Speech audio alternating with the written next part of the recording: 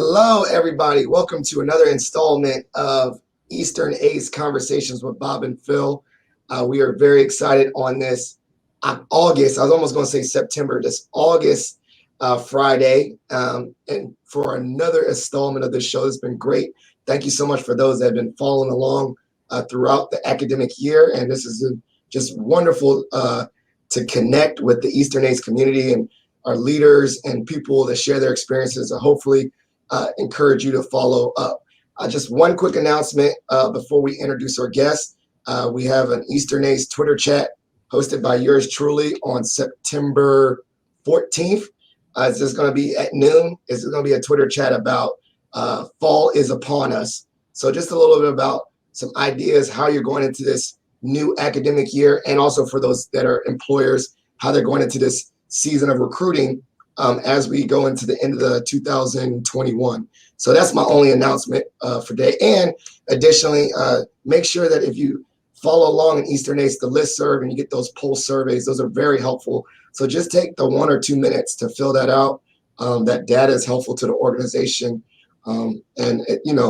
What your voice is and your input, it makes a difference. So that's it. That's my only announcements as we go into the show.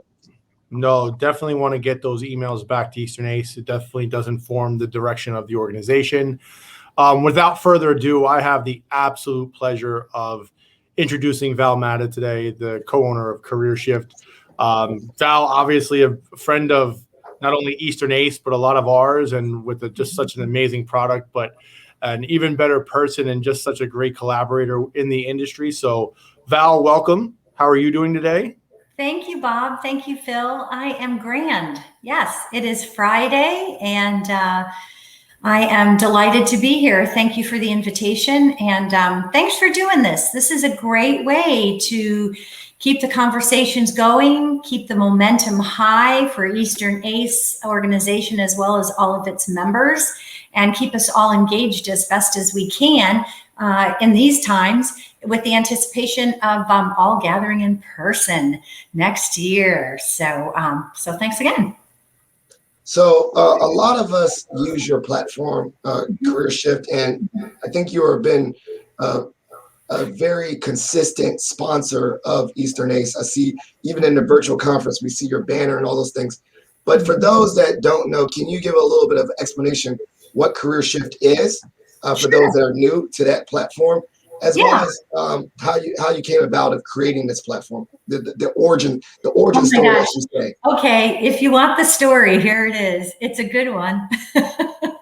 So my background is nursing home care. I'm an administrator of long-term care facilities, and we moved the family for my husband's job from Cleveland down to Florida, and this was in 2003. And at the time, I was a nursing home ombudsman down here in the state of Florida, kind of putting out fires in long-term care, if you will. And we had a friend who had an idea. I should say we had a friend who had a friend that had an idea and said, gosh, Val, if you can sell nursing home beds, you can sell anything. So we flew him down and we took a peek at his idea. And I decided that sometimes when you have opportunities land, you have to just say, okay, I'm gonna try this. I'm gonna go for it. So I did. I said a lot of prayers, and 2 years later, after we spent 2 years in development, we launched it at the 2007 EACE conference. And I happened to, at that time, the programs were paper. So, because of that, we became a big sponsor and got a full page ad, and I was invited up to the EACE president's reception. And I was kind of like a deer in headlight. I didn't really know what was going on. But I was seated at a nice table for the luncheon, and then the following, late night or whatever it was, cocktail hour. And I happened to be standing at a high top next to a gentleman who at the time was a career center director. And we talked and talked and talked. And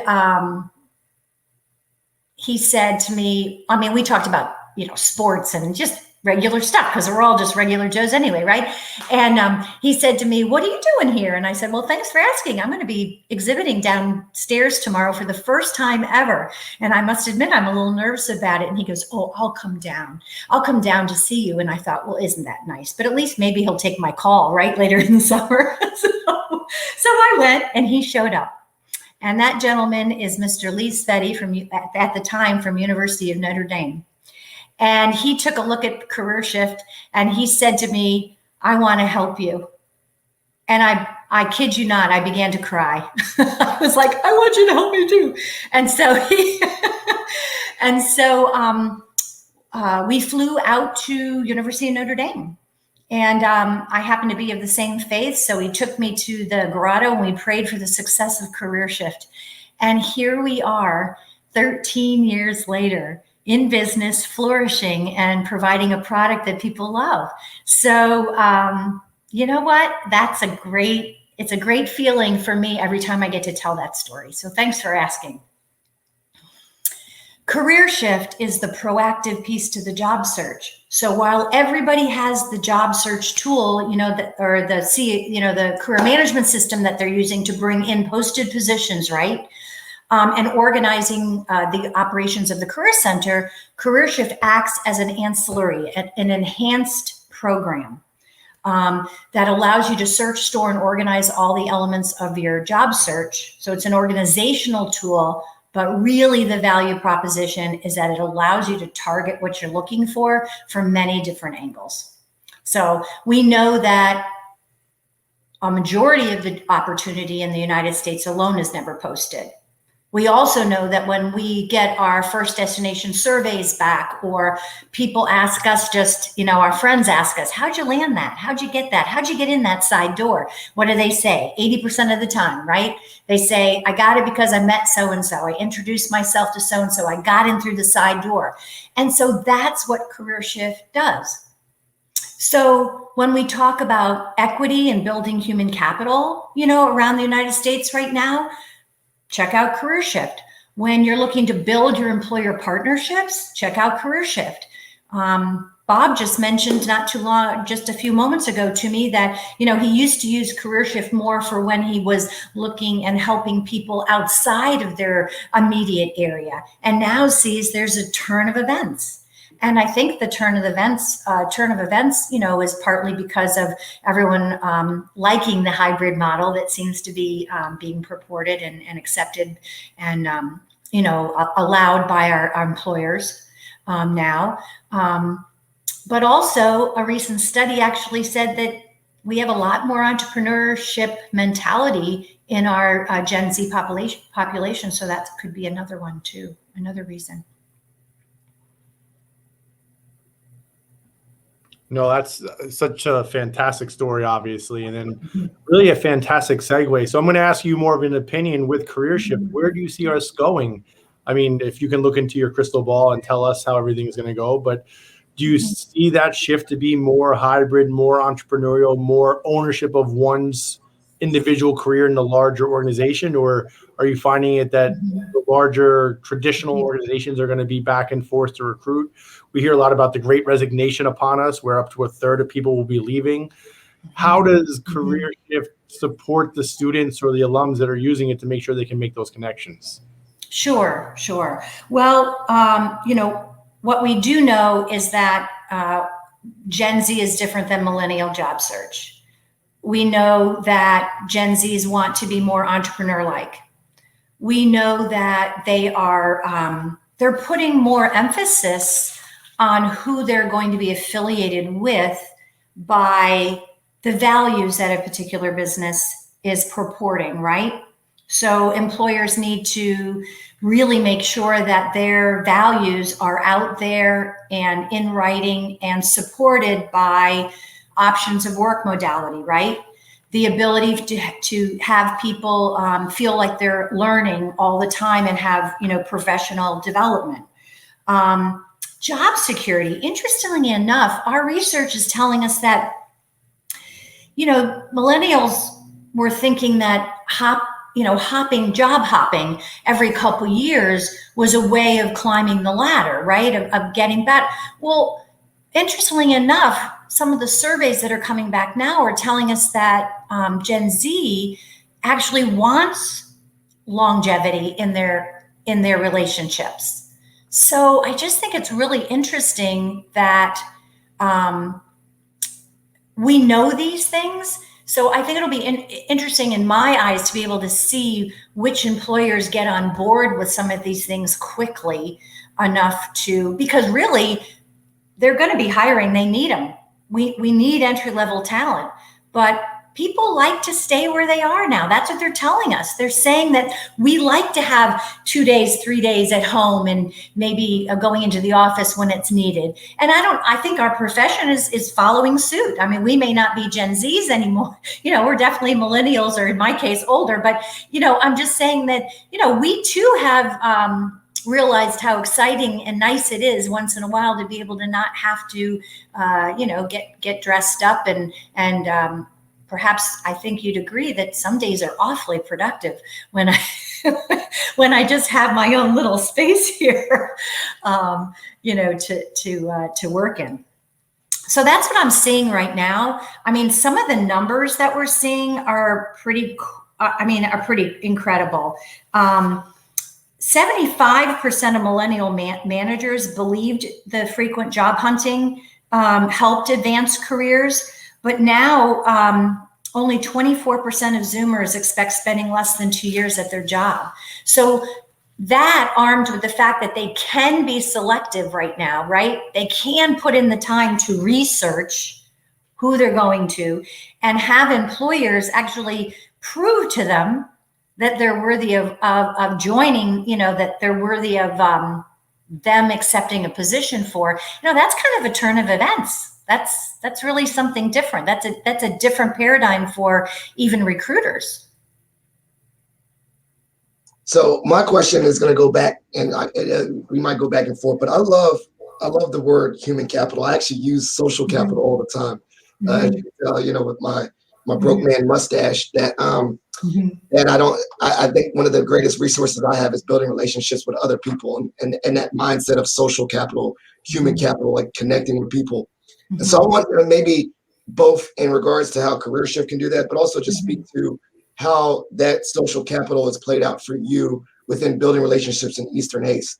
Take us back to, oh my gosh, that's such both of those, like whether, your personal experience with that, but also how you can use that and leverage it with this platform that you have. Sure, of course.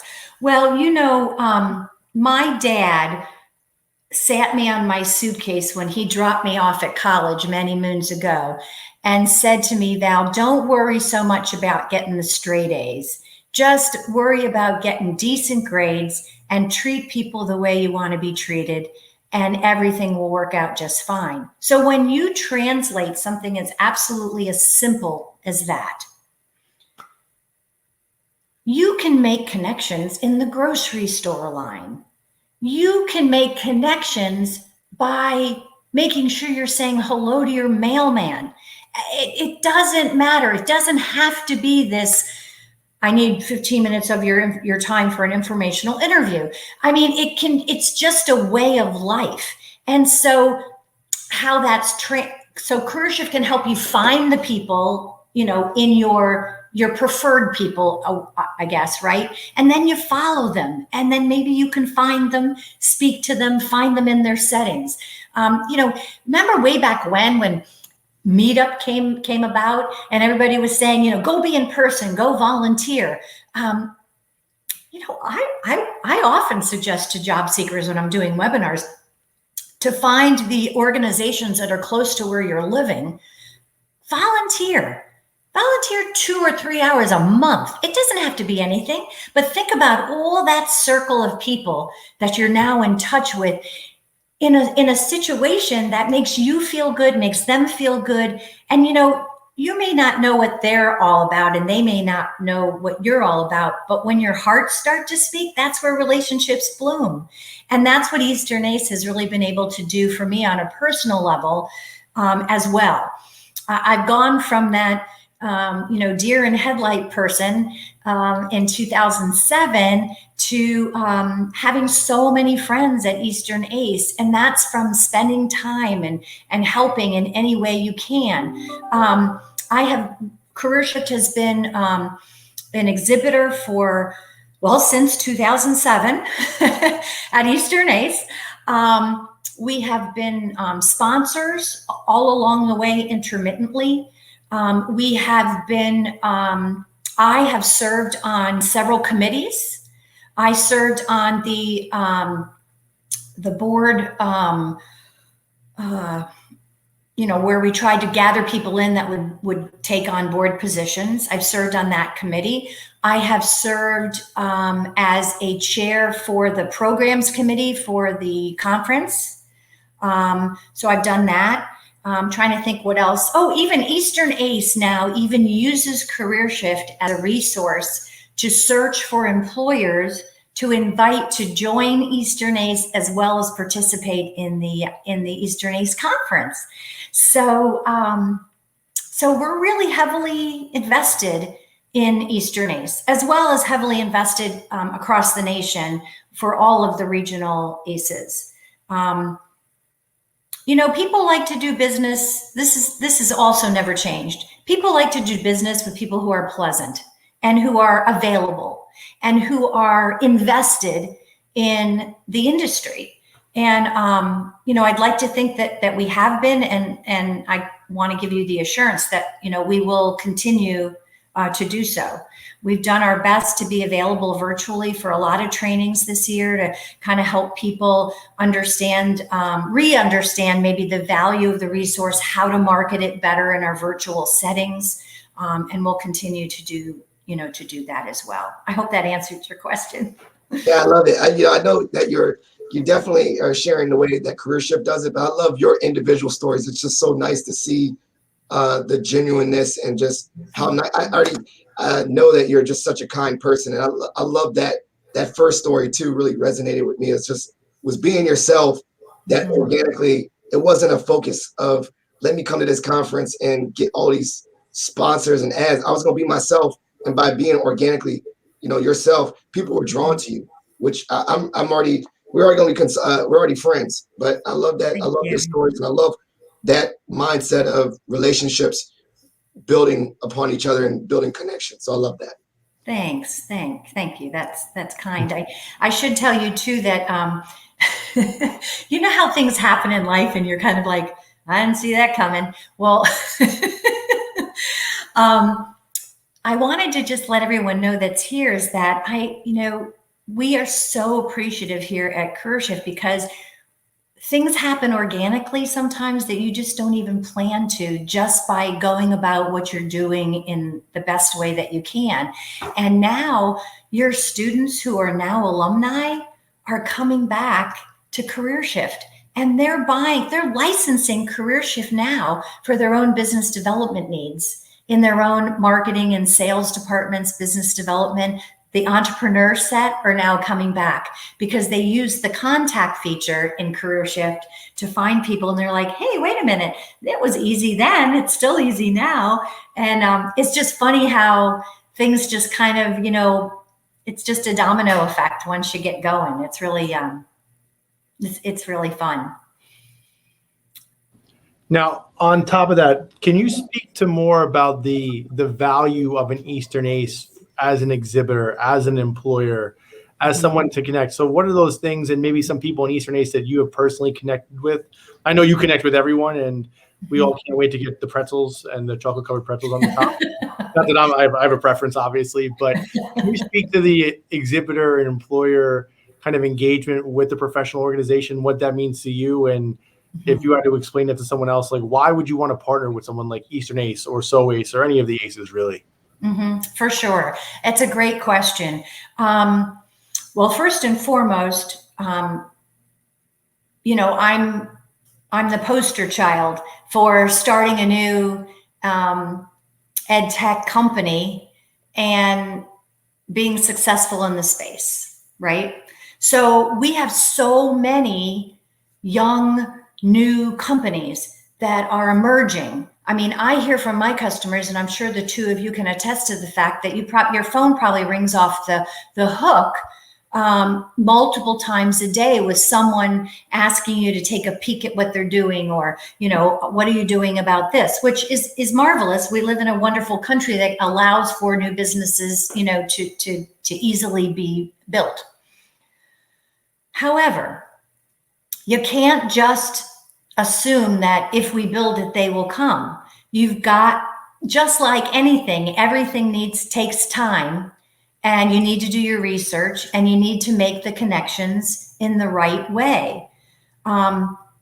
Eastern ACE, once I had a couple leaders, at the time, we listened to our friends, we listened to our colleagues. That's the way to get more business, if that's, what you need from the exhibitor standpoint.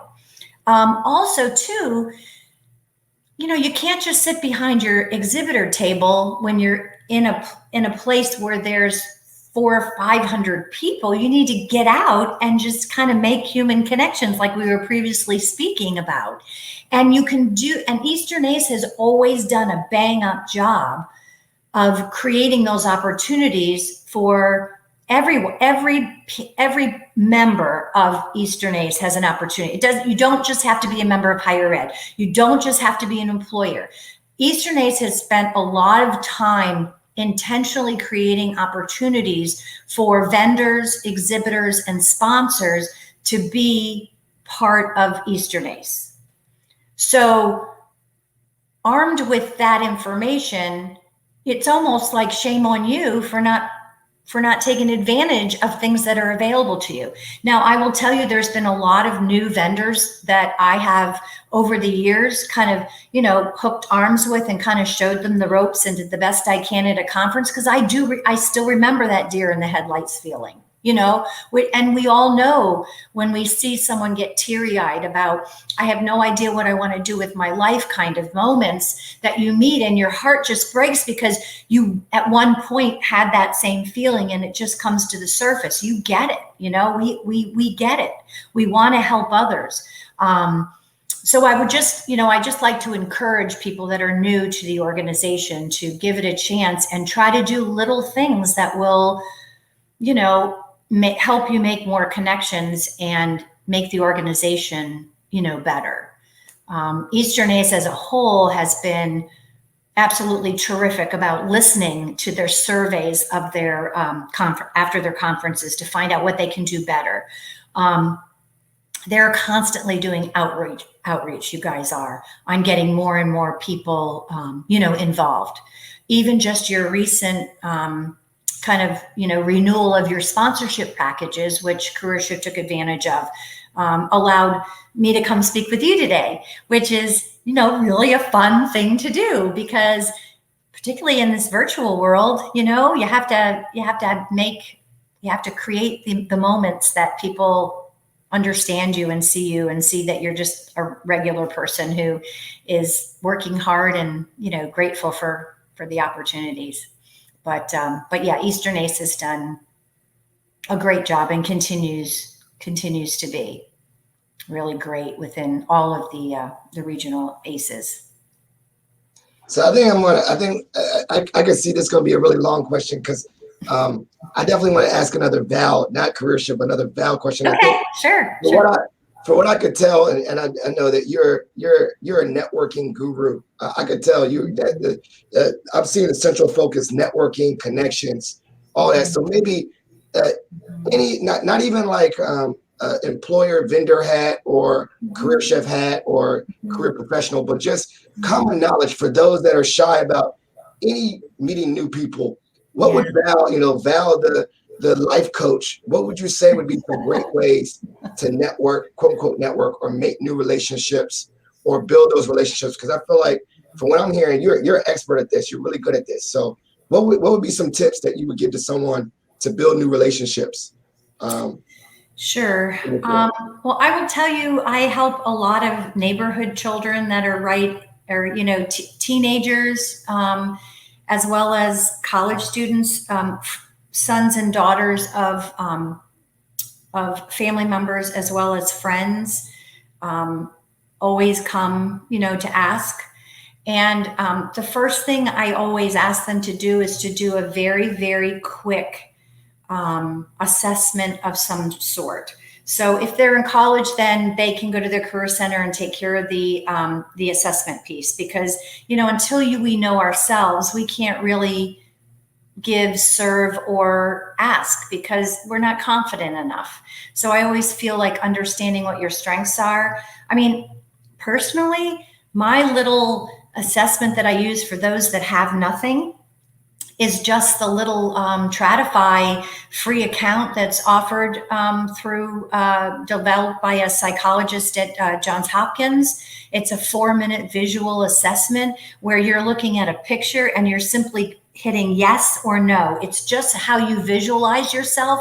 And then at the end, you're given, some of your strengths. And that helps people have words and the verbiage, because people are shy, or they don't know, or all they know is what they don't know.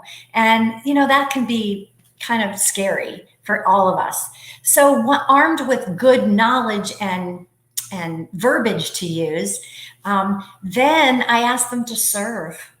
I don't think there's a better way to get to know people is to serve first and then ask in return. It means it shows your heart, and find some way to serve. You can serve in a myriad of ways. You can serve without talking now. I mean, you can serve anyway. It doesn't matter, but then your connections are being built and you're conversing in a real way rather than a forced way. And then as you begin to practice that, then, things just get easier.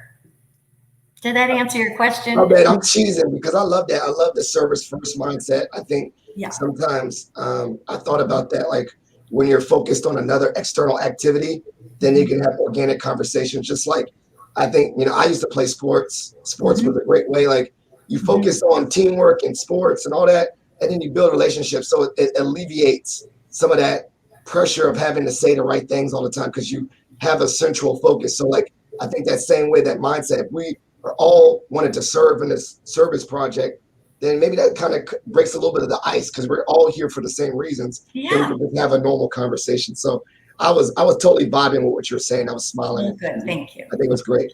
So Val, I'm going to ask you a question. This is what we normally close out with, but I'm going to do it in a way where it's going to probably have to cause you to think for a second. So you're going to get the opportunity to run into 22-year-old Val Matta on the street. You can give 22-year-old Val Matta one piece of advice in one sentence. That's all you can say to 22-year-old you. What are you saying to her? Okay, I got it. Hey, Val. I just want to tell you I am proud that you just got started and weren't afraid to take advantage of the opportunities along the journey. Period. I love that. I mean, there's not really much to follow that up with. That's really amazing. Let's just say thank you, Val. I'm going to say this is a quick plug. Our university is a proud user of CareerShift. We use it a lot. I use it like in every sense of the way, whether I'm searching for something local, one of the cooler features that I do at orientation now, I ask people to name a random spot in the world. And they name a random spot in the world. I ask them to name a random occupation in the world. And then I show through CareerShift how we have access to positions in that random place in the world to that random job. Thanks to your service. It's one of my like cool party tricks at this point, but I can tell you it gets all the parents and students kind of like, wow, there's really a reach here. And that's really thanks to you. And really just knowing you over the past, again, my career and career services, can't thank you enough for always being a kind of listening ear and providing that guidance. And it's really gone such a long way for us. So again, Val, we can't thank you enough for joining us today. I'm going to turn it back over to Philip. But again, Val, thank you for everything. Thank you, Bob. I'm muted. Well, that was a great show. Thank you so much for Val. Just a quick announcement. We have one more installment of Eastern ACE Conversations with Bob and Phil on September 17th. We'll be joined by, is it Dr. Walter Tarver? Dr. Walter Tarver. Yeah, I'll make sure I put the doctor in there. No, 100%. Yeah, I don't want him to come at my neck. But so we'll have him. And this has been a great show. Thank you so much for joining us, and we're out.